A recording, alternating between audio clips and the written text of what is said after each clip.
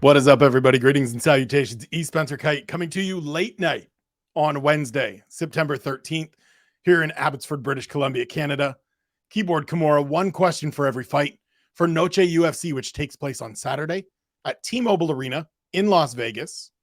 Coming to you a little later because today's been a busy day. I took the day off. I went golfing. Went golfing with my brother-in-law and one of our good friends, my realtor. We went and had a good round of golf until probably the 17th or 18th hole. Then it went sideways. Went and grabbed some lunch, hung out with the dog, laid low for most of the day and just kind of relaxed a little bit. But it had to come to Keyboard Kimura to talk about Noche UFC, to give you the Wednesday staple.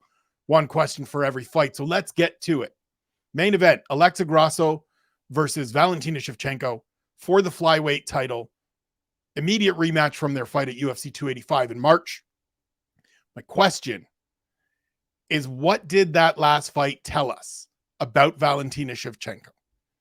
This is the question that hovers over this fight, and it's the most important question that can be asked at this time because there's multiple potential answers, and we won't know until Saturday when these two women get in the cage for a second time. And we see how it plays out. Now, one of the answers, one of the potential answers, or one of the options, one of the variants, is that Valentina Shevchenko won round 2, won round 3, and was winning round 4 until she took a calculated risk that Alexa Grasso and her team had scouted out, and she capitalized on perfectly. Just perfectly. Shevchenko throws the spinning back kick. Grasso jumps on the back, takes her down, sinks in that choke, jam done, new champ. And it's just a matter of, I made a miscalculation. I made a mistake. She got the better of me. Props to her. But there's nothing more to it than that. That's certainly one of the possible answers. We could see Valentina Shevchenko come out on Saturday and look absolutely phenomenal, dominate this fight, reclaim the title, and just get back to doing big things at 125 pounds. There are other options, though. One of the other possible variants is that if you combine this fight with the Taila Santos fight from last June in Singapore, UFC 275, we now have consecutive fights where Valentina Shevchenko has lost the title and then won by split decision in the closest fight up until that point of her reign, where the fight really seemed to shift on the accidental clash of heads, and still one official scored the fight for Taila Santos. After years and years, 7 consecutive fights, 7 consecutive title defenses, I should say, of dominating to where we freaked out that Jennifer Maia won a round. We had her lose the fight on one scorecard, lose 2 rounds on the other 2, and then lose a fight, which feels like things are trending in the wrong direction. So that's another possible variant. The other thing here is that it might also be that Alexa Grasso, after all of these years, has fully realized her potential, has fully tapped into all the things that showed promise, all the reasons that we had high hopes for her early in her career, and she has put them all together. She's gone through the struggles at 115, and now at 125 has found a home, has found confidence, has found poise, and is just the absolute best version of herself possible. Elliot Marshall and I put together the Coach Conversation series this week for this fight. It is up now on UFC.com. I please urge you to read it. I think it is one of the best series going in this space, not just because I'm involved with it, but because it gives you insights into these big fights. And one of the things that he and I talked about when it comes to Grasso is that in that first fight, she just stuck in there. And she's the kind of fighter, because she is so fundamentally sound, that she's always going to stick in there, right? It's a little bit of Sean Strickland, where because he does everything pretty simple, pretty plain, you're never really wowed by it, but you're never really running away from Sean Strickland. And with Alexa Grasso, as much as Valentina Shevchenko won the second and third rounds and was winning the fourth round, it's not like she was blowing Grasso out of the water. It wasn't one of those fights where it was one-way traffic and Grasso couldn't land anything. She won the first round. And yes, she was getting beaten in those middle frames, but she stuck in there. There was no part of her that looked like she didn't want to be in that fight. And that, to me, could be part of this answer, that she has just grown up to be the absolute best version of herself right now. The last sort of variant of this, the last potential answer or piece of this puzzle, because it could be multiple things being true all at once, is that we might just be at that point where the thing we talk about all the time of your window is only so big. Your opportunity to be the best is only so long, is only so great. And eventually the generations catch up to you. The next wave catches up to you. We just might be at that point. It doesn't mean that Valentina Shevchenko isn't an all-time great, isn't somebody destined for the Hall of Fame and a phenomenal talent that could still beat just about everyone in this division. But we may be at that point where it's just shifted and she's just taken a half step behind Alexa Grasso and maybe some of the others in this division, quite frankly. And Grasso, it's not even that Shevchenko has stepped back. It's that Grasso and that next wave have come up to being astride of Valentina and ahead of Valentina potentially. It could be any of these things. And we're not going to know until Saturday. I think the first round is going to be really instructive and really informative in terms of how the fight is going to play out, and also answering some of these, providing some insights into answering these questions or this question and the many different ripple effects of it, the many different variants of how it could be answered. Because I think if Valentina Shevchenko comes out and wins that first round and dominates that first round, that tells us something. If Alexa Grasso comes out and wins that first round and dominates that first round, that tells us something entirely different. And if it's super close, then we've got a third thing to think about. And we'll sit back and we'll watch this until it ends, whenever it ends. I am fascinated by this fight. I cannot wait for Saturday night's main event. Just like when I was a little kid and wanted to record the wrestling show, now I am a 45-year-old man, or 44, soon to be 45. And I'm looking forward to the mixed martial arts main event of Noche UFC on Saturday. Let's go. Co-main event. Welterweight division, Kevin Holland versus Della Maddalena. Absolutely adore this fight. The thing I want to know is whether I'm becoming a Kevin Holland guy. So, for many, many years on this platform, in this space, I have talked about Kevin Holland being one of the most frustrating fighters in the sport for me to watch, because I think he is abundantly talented and seems to care about entertaining more so than winning. And that drives me insane, because at the end of the day, we're in there to win. And here's the thing. I talked to Kevin Holland before this fight for a story that will be up on UFC.com later this week. And I asked him that question. I said, look, from my perspective, it seems like you are more focused on entertaining than anything else. And if you can win, great. You're always going to try to win. It's not that you're not trying to win, but your focus is on delivering the most entertaining fight. And I referenced the Stephen Wonderboy Thompson fight where they had a gentleman's agreement of, we're not going to go to the ground. And I said, you look at his previous fights to that, he got out wrestled. You have some wrestling, you have some submission skills on the ground. You're a black belt. Would have been an easy path. And he said, yep, but I like entertaining. I think I can beat him on the feet. And I'm an entertainer. One of the things I'm here for is to entertain. And so I'm going to go out there and do the thing. I think styles make fights. I want to be entertaining. So that's what I'm going to do. And I tell you what, you got to appreciate it. You got to respect it. I've always said, like, Kevin Holland could do Kevin Holland, and it's up to him. I can be the guy that's opposite of it and thinks, hey man, I just wish, but doesn't begrudge him. Then when you sit down and talk to him about it, and he says, yeah, I'm here to entertain, you got to respect it. The piece that makes me start leaning towards maybe I might be becoming a Kevin Holland guy is that he's also talked about, and we also talked about, adding a wrestling coach which we saw some of the benefits of in the Michael Chiesa fight, and how he wanted to, and the way he framed it was, Travis Lutter is like a father figure to me. He's the man that gave me my black belt. I didn't want to, not disgrace wasn't the word, but like, I owe it to him to show people I'm better on the ground than I have thus far. And if that means integrating some wrestling, then that's what I have to do. And we saw that in the Michael Chiesa fight, and gosh, did it look good. Man alive, did it look good. He had Chiesa flinching and biting on every fake.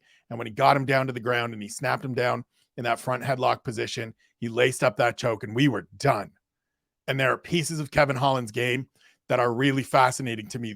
The reason he has been the frustrating guy for me is that I see the upside. I see all the things that he could be, in my estimation, if he puts it together, if he focuses in, if he stops worrying about talking to people at the side of the octagon or making gentlemen's agreements with Stephen Wonderboy Thompson and just lets his tools go to work, because he's super talented.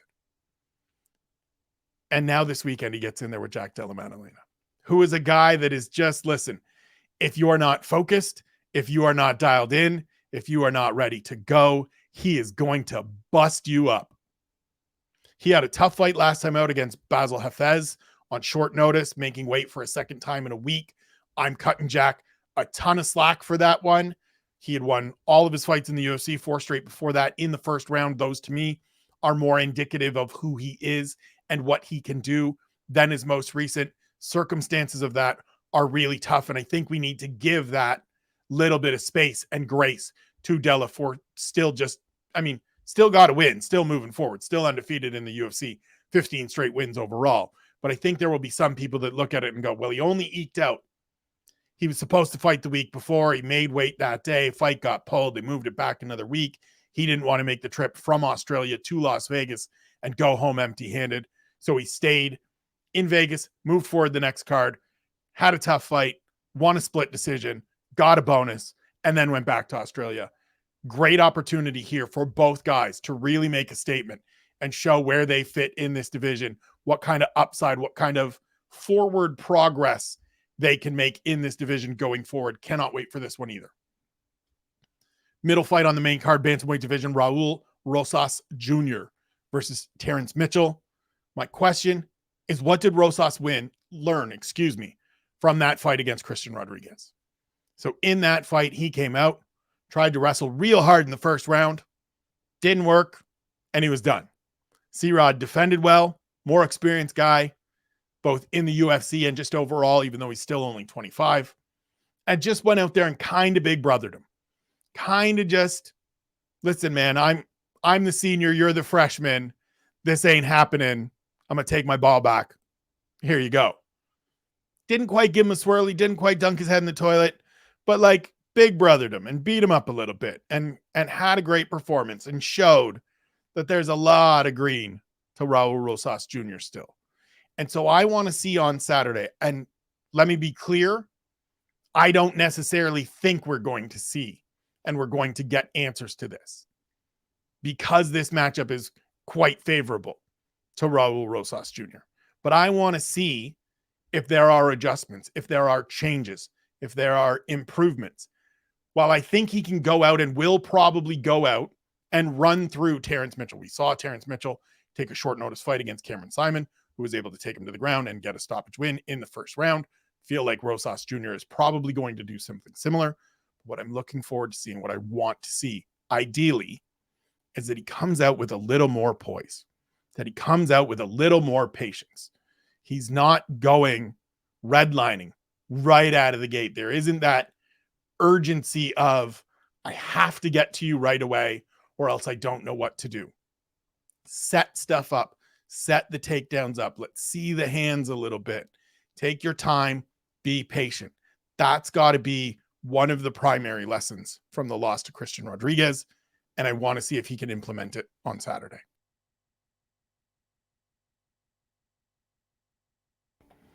Lightweight division, Daniel Zellhuber versus Christos Giagos. My question is, who is the real Daniel Zellhuber?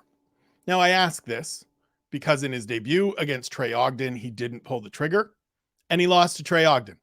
No disrespect to Trey Ogden.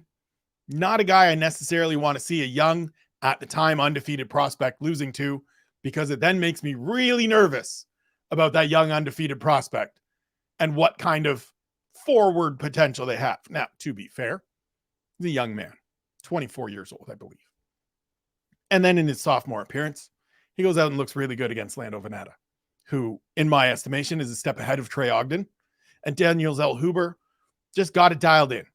And so maybe first fight is the jitters, right? You're on the big stage the UFC had put together. He was part of the Contenders Series package of following him going forward towards his UFC debut. And maybe some of that pressure of being undefeated and carrying that into his debut kind of weighed on him and got to him.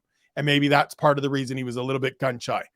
I will ask Eric Nixick when I speak to him next. I will ask Daniel Zellhuber if I speak to him about that first fight, because he didn't look like that guy in the second fight. In the second fight, he looked like the kid that on Contender Series and prior to that had been beating everybody and showed some flashes. He has a bunch of size for this division. Good range, good length. He's a good striker. I'm always going to be confident in and curious about athletes that come from terrific camps like Extreme Couture, not just because I am friends with Eric and appreciate everything that he does, but because it is a great gym where young fighters are getting excellent coaching, excellent sparring rounds, excellent training and instruction. It is a place where people can grow, and we've seen that. And I want to see on Saturday against the guy in Christos Giagos, who has been able to grind out a good career in the UFC. He's not a top 15 guy. He's kind of a middle second 15 guy, but closer to the back of that, and maybe not even in that second 15. But he's a capable hand. He's a guy that's been around for a while. He's been in some good fights. He's got a couple wins. He's had a couple losses. Coming off a good knockout win over Ricky Glenn last time out. Will be able to, if Daniel Zellhuber isn't ready and isn't somebody that is prepared and focused and dialed in, Christos Giagos will show us that. And if Zellhuber is ready to go, then he can go out and beat a guy like this and show this is the real version. The Lando Veneta version and this version on Saturday, this is me going forward. First one, it happens. Jitters. We've seen lots of people lose their debut. I'm good going forward. I want to see it. We've got one on each side. Now this is the rubber match. Let's see. Win or lose, show me who you are on Saturday. Featherweight main card opener, Fernando Padilla versus Kyle Nelson. My question is, what can Padilla do for an encore? So Padilla is someone that garnered attention, garnered the opportunity to compete in the UFC through the Looking for a Fight series. Dana White and the crew was at a Fury FC event. Fernando Padilla looked good, got a contract. Hey, here you go. And then went more than 2 years on the sidelines waiting to make his debut. Visa issues, COVID, all of those things kept him sidelined until earlier this year when he waltzed into the octagon and lit up Julian Erosa. And now, if you watch it back, you can make a case, hey, Erosa, a guy that has taken some punishment, can take a shot, can battle back, was still with it, wasn't all the way out, but he got dropped bad by Padilla in the center of the cage, and then the kid was on him, and it looked great. And now he gets a guy in Kyle Nelson that is similarly a veteran, but a different style of fighter. This is one of the things Harry and I always talk about, right? Of you've got to pass the different tests. So he passed the veteran rangy striker test in Julian Erosa. Now this weekend, he gets the veteran burly grappler test in Kyle Nelson, who is going to look to work behind big hooks, but mostly closing the distance and grinding away and doing some wrestling and forcing you to defend and expend energy dealing in the clinch and dealing against the cage, as he did to Blake Builder in Vancouver. Some of that fight was fought at range, and he did well in that fight as well in terms of the striking. But this is the, can you beat a grinder? Can you beat a guy that's feeling himself a little bit, right? Battled Doo Ho Choi to a draw, comes off the win in Vancouver.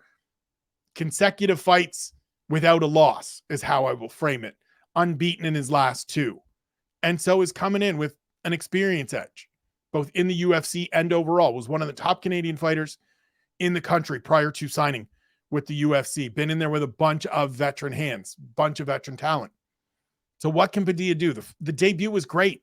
It was fantastic. He is on my long list of fighters to mention and look to in the newcomer of the year section.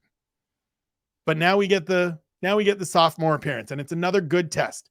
It's the right kind of step up. So let's see what he can do. It's Keyboard Kimura, one question for every fight for Noche UFC, presented by One Bone. I am E. Spencer Kite. We move to the prelims.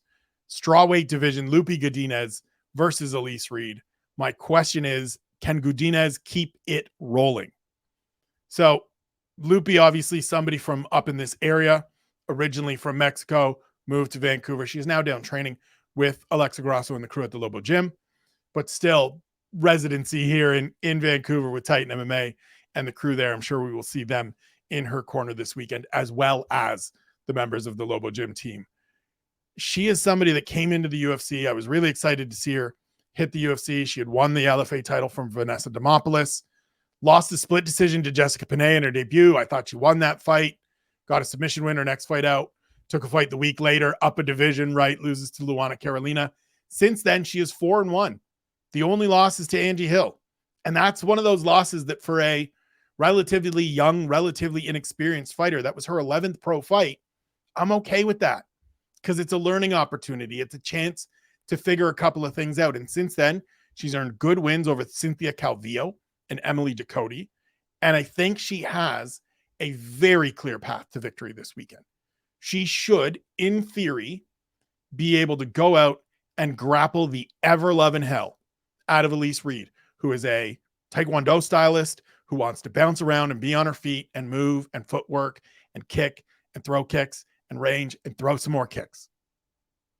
And so I want to see if Godinez can put together a third straight victory, pick up a 5th win in 6 fights, and really get to that point where it's without question, I'm done fighting these types of fighters.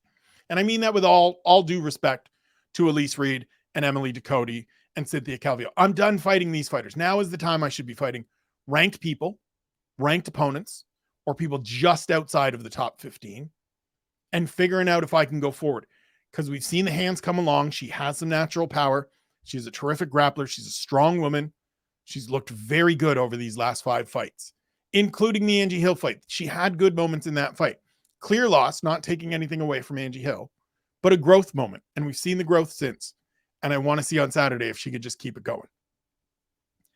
Middleweight division, Roman Kopylov versus Josh Fremd. My question is, where did this come from with Kopylov? Like, where did this come from? I was talking to Harry about this after Kopylov's last victory against Claudio Ribeiro. And my kind of thesis, my idea with it was that I think we were a little too quick to write him off instead of looking at the circumstances of those 2 fights. So for Roman Kopylov, right, comes into the UFC at 8-0, loses his first 2 fights, then has since won 3 straight, all by stoppage, last 2 by head kick, or last 2 by kicks, 1 to the body, 1 to the head. When he made his debut, it was nearly a year after his previous fight. He had a fight canceled. He had some visa issues, loses that fight to Carl Roberson. We then go 2 more years before the fight with Albert Duraev, had some injuries, had some visa issues. That's in the midst of COVID, and it doesn't go his way. He loses a unanimous decision, but he started coming on, if I remember correctly, towards the end of that fight at UFC 267.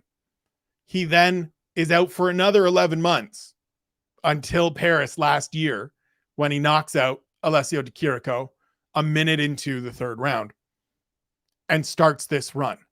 And so my thesis at the time to Harry was like, did we just sort of not give him that grace of it's hard to debut in the UFC. It's harder when you're shaking off a year of rust. And then subsequently, you're shaking off 2 years of rust. You just haven't had the opportunity to get loose, to get ready, to prepare, to evolve, to develop, to get comfortable, because you haven't been able to fight. You haven't been able to train. You haven't been able to compete. And maybe we were just a little too quick to say, this guy may not be a thing. Now, the flip side of that, and Harry presented it, is it may also just be that he's in there with Alessio Di Chirico and Punahele Soriano and Claudio Ribeiro, who aren't killers, who aren't guys that are in the top 15, who aren't guys that are crushing the rankings right now. And so he's taking advantage of them. I don't think Saturday is necessarily going to answer any of that, because I think Kopylov has advantages over Josh Fremd that we will see, and he will run this winning streak to 4. But I kind of want to see how he does it. I want to see if there are those moments, like in the Ribeiro fight towards the end of the first round, where he gets clipped and it feels like he's in a bad spot, and then he comes out in the second round and just head kicks him, and it turns Salt Lake City into Head Kick City, and then Justin Gaethje turns it into Head Kick City in the main event. But I want to see, can he go out there and have a really clean performance that backs up some of this performance? And then we'll find out whether he calls out Sean Strickland again, and if whoever is doing the post-fight interviews tells him he shouldn't ask for championship fights. Move to the flyweight division, Edgar Chairez versus Daniel Lacerda. My question here is just, how many more kicks at the can does Lacerda get? I don't ever want to be somebody that says people shouldn't get opportunities and things like that, but there has to come a point where you go, we've given you a try. We've given you a shot. I understand some of the veterans that have gotten 4, 5, 6, 7 opportunities towards the end of their career because of the stature of them, right? BJ Penn exits on a lengthy losing streak. Anderson Silva exits having struggles. Dan Hardy, I believe, exited on a 5-fight losing streak. Daniel Lacerda comes into this one on a 4-fight losing streak. He is 0-4 in the UFC. He has been finished in every one of those fights. There hasn't really been anything that I've seen in any of those fights where I thought, it's just around the corner, though. They weren't super close. They weren't ultra competitive.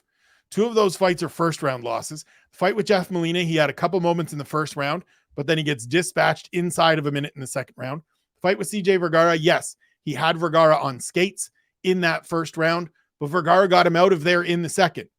And prior to that fight, he had missed weight and had a fight canceled against Vinicius Salvador. So he's 0-4 with a botched weight cut that canceled another fight. And yet he's coming back out here. And I don't get it. I don't understand it. And this isn't me looking to take money off somebody's table or anything like that. But I have to think that there is another flyweight out there that could have faced Edgar Chairez on this weekend, because Edgar Chairez looked great in his debut. Went out and gave Tatsuro Taira all he could handle, had him in bad spots in the third round of that fight, and was competitive with him in the first 2. So why are we putting him in here with a guy that's 0-4? It doesn't tell us anything. And now the really wild thing, and this is knock on wood and the MMA gods and all of that, is what do we do if Lacerda wins this fight? If he comes out and looks good and beats Edgar Chairez and gets him out of there and he wins this fight, and all of a sudden he's won his last fight. Well, he's still 1-4 in the UFC. I don't know what this one. This one's confusing to me. Move to the flyweight division, back to the flyweight division. Tracy Cortez versus Jasmine Jasudavicius. I love this fight. I can't believe this fight is on the prelims. It should be on the main card. Offer always stands, boys. UFC, Sean Shelby McMahon, or Dana White. If you want somebody to give you the hey, this fight should probably be on the main card, holler at your boy. You know how to get in touch with me. My question here is, can Jasudavicius keep it rolling? Very similar to the other Canadian on this card in Loopy Godinez. Jasmine Jasudavicius has won her last 2 fights this year, defeating Gabriela Fernandez in a fight where she leaned on her wrestling to just get herself back in the win column and get a good victory. And then out here in Vancouver in June, she did the same thing to Miranda Maverick, which is a much better win. Prior to those 2 victories, she lost to Natalia Silva. And at the time, it felt like, it's one of those tough ones. You wanted to see Jazz win that fight to prove she was somebody going forward. As we get more than a year away from it, it's not a bad loss, because Natalia Silva seems to be the goods. She seems to be the real deal. She is in the top 10 in the flyweight division. So that one's okay. That's a acceptable loss in your second UFC appearance against a top 10, potentially even top 5 fighter in Natalia Silva. And so this is an opportunity in a similar style matchup with Cortez, who is at her best when she is wrestling, when she is grappling, where Jasudavicius, who is relatively young into her game, into her MMA career. She's a little bit older as far as prospects go, because I believe she's 34. Still pretty young as a fighter, though. There's not a lot of miles there. There's not a lot of damage accumulated. Still figuring this out. Can she push this forward, get herself back into the rankings by knocking off Tracy Cortez, who hasn't lost in the UFC yet, who's on a great run of success, who has a split decision win over Anne Blanchfield, though I think Blanchfield won that fight. If you go back and watch it, can't remember what it was, but Blanchfield won that fight, folks. But still is somebody that's 4-0 in the UFC and coming back and has a name and is somebody that people are interested in and tune in to see. Can Jazz keep it moving forward? She has looked really good these last two fights. I was thoroughly impressed with the performance against Miranda Maverick. And I know that Maverick was dealing with an eye issue in that fight, but I can't take away from the performance Jasmine Jasudavicius had. She went out there and did what she needed to do, what she was supposed to do, handled her business. One of the Canadians to run the table that night in Vancouver. See if she can keep it going, run it to 3 consecutive victories this year with a big win over Tracy Cortez on Saturday. Move to the lightweight division. Alex Reyes versus Charlie Campbell. My question is, what, if anything, can we expect from Alex Reyes? So the older brother, a former light heavyweight title challenger, Dominic Reyes, returns after a 6-year layoff. It has been 6 years to the day on Saturday since Alex Reyes' last fight. He made his debut on relatively short notice against Mike Perry up at welterweight. It did not go well. He got dispatched really quickly, 1 minute and 19 seconds into the first round. 6 years to the day, September 16th, 2017. Since then, he has dealt with multiple back injuries, numerous surgeries and procedures to try to deal with that back injury. And now he's back. There have been a bunch of canceled fights. He had a opponent pull out here. It was supposed to be Natan Levy. Now it is Charlie Campbell, a Longo and Weidman MMA representative, competed on the Contender Series last year, losing to Chris Duncan. This is one of those, like, I have no idea what to expect. If you tell me that Alex Reyes is 100% healthy and going to come out and look great, it's a possibility. If you tell me he's now 36 and hasn't fought in 6 years and it's going to be difficult, that wouldn't surprise me either. I have no feel for this fight because it's been so long. And I frankly didn't think we would ever see Alex Reyes compete again. And that would have been unfortunate because I never want to see somebody's career and opportunities cut short by injuries. But it just seemed like he was too far gone to make this return. He is back. He gets a tough assignment in Charlie Campbell. They both here on relatively short notice, or Campbell is on short notice. Reyes dealing with a short notice opponent. It's a tough ask after this many years off. We'll see what we get. I have no clue. I just want to see what we get from him. And in the opener, strawweight division, Josefine Knutsson against Marnic. Man, my question is, can Josefine Knutsson impress Dana White on Saturday? A couple weeks back, Knutsson was, I believe at the time, the first fighter from this season of the Contender Series to not garner a contract. We'd gone through a couple of weeks where everybody got a contract, and then Knutsson won her fight, dominant fashion, handled Isis Verbeek quite well, won every round, swept the scorecards, and we got to afterwards, and Dana White said, I just didn't see it. And yet here she is, tagged in, originally on short notice to face Yasmin Lucindo, who has since withdrawn, been replaced by Marnic Mann, herself a Contender Series alum. And I just want to see if the Swede's got a little bit of a chip on her shoulder to go out and say, well, you weren't impressed before, boss. What about now? How about now that I go and put it on this girl? Kind of feels like one of those opportunities. I wouldn't put it past Knutsson. She seemed very frustrated, very dejected that she did not get that opportunity. I thought it was warranted. I thought it was a better performance than some of the athletes that did get contracts that week. So we'll see if Saturday she can go out and earn the respect and earn the attention of UFC President Dana White. That is it for the program. Thank you for tuning in. I appreciate it. Thank you for bearing with me of getting it out here a little later in the day. Follow me on Twitter and Instagram at Spencer Kite. Sign up, subscribe, like, hit the notification button if you are watching this on the Keyboard Kimura YouTube page. Sign up for the Keyboard Kimura Substack, spencerkite.substack.com. Sign up for $0, $5 a month, or $50 for the year. Support me, support my efforts, gets everything delivered to your inbox as soon as I hit publish. And go check out the boys at onebonebrand.com/SpencerKite. Promo code SpencerKite at checkout for 15% off your first offer. If you are in the Montreal area, a couple of weeks from now, they are doing a sample sale at One Bone HQ. I cannot advocate for you to go and check it out and meet the crew and check out the gear.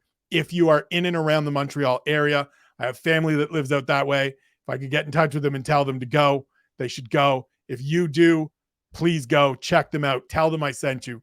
Tell them I say hello. Grab some gear. It is the best stuff going. Rocking the high-low right now. Serious. All the time. Always. Shouts to the boys. Shouts to you and yours for tuning in. Appreciate you. I love you. I will be back tomorrow with 10 things for Noche UFC. Looking forward to this one. I'm starting to get excited. It's been a good week. Already been a good week. We're halfway through. We're getting closer. It's going to be fun. Noche UFC. Alexa Grasso, Valentina Shevchenko 2. Thank you for tuning in. Take care of yourselves. Take care of one another. We'll see you tomorrow for 10 things.